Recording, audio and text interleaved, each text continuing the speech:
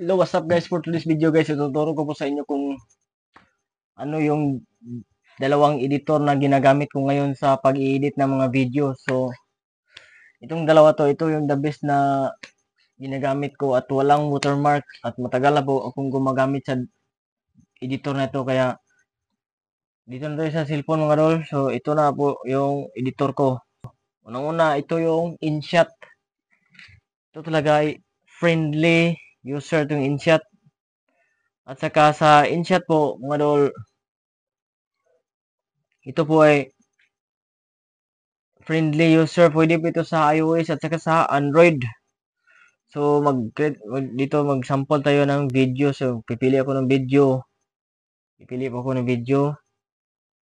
So, i-select ko na po. So, dito sa InShot, marami kang, diyan sa, may InShot na logo at may cross. Diyan mo, i-close yung, watermark niya.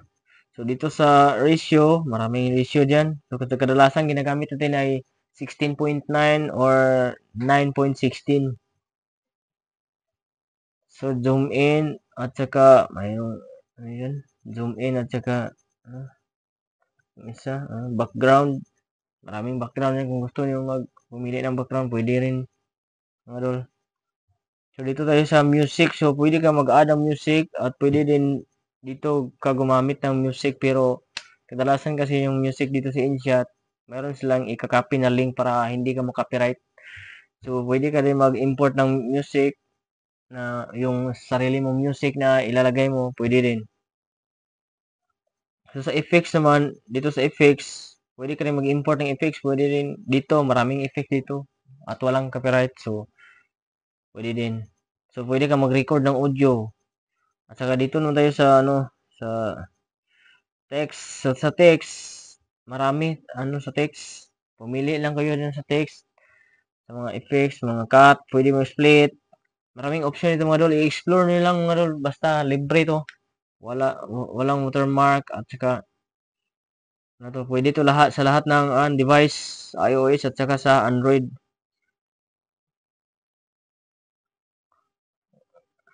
Ito maraming dito. Ito sisili ko dito. So dito naman tayo sa yan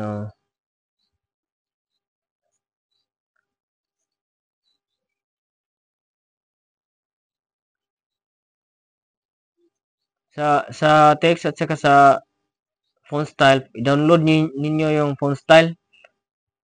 Pwede i-download ninyo, i-connect muna sa internet para ma-download niyo yung font style niya at pwede na rin.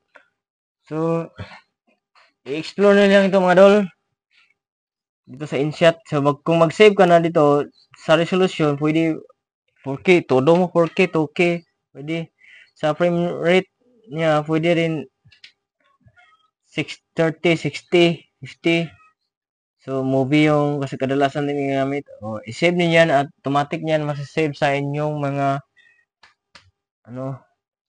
gallery sa video i-save niyo yan. So, next naman mga dol, ito ang tinatawag na iMovie. Ito talaga yung gusto ko mga dol. Pero sa iMovie mga dol, mag-select tayo ng video ng sample. Ito lang dalawang video. I-create natin ng project. Ito. Create tayo ng project. So, dito sa iMovie mga dol, pang movie talaga ito. Hindi to pwede sa short video. So, dito sa iMovie, available lang po ito sa iOS. Pero hindi lahat ng iOS pwede makagamit ito. Makagamit na ito ay yung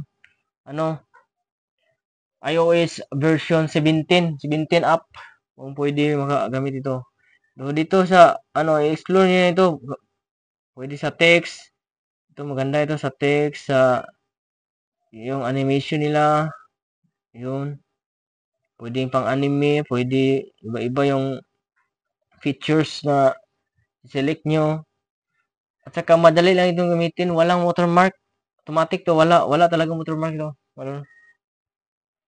So dito lang, select lang kayo diyan tapos yung mga text, mga din. Pwede mong split, pwede mong lagyan ng audio, volume. Dito talaga, ito talaga yung ano ko sa ano iMovie. Ang kaganahan nito itong animation at saka sa textile nila na pang animated talaga yung textile nila pang professional. So kung mag-save ka naman kung i-view mo yung video mo dito sa ano, pwede mo i-view. Ito, view. So kung i-download mo naman yung video dito sa may arrow, yan arrow up, diyan sa gitna, i-click niyo yan. Tapos export o project or save video is pag save niyo diyan, automatic yan pupunta sa inyong gallery. So yan lang mga idol, don't forget to like and subscribe to my channel para updated kayo sa bagong upload mga idol.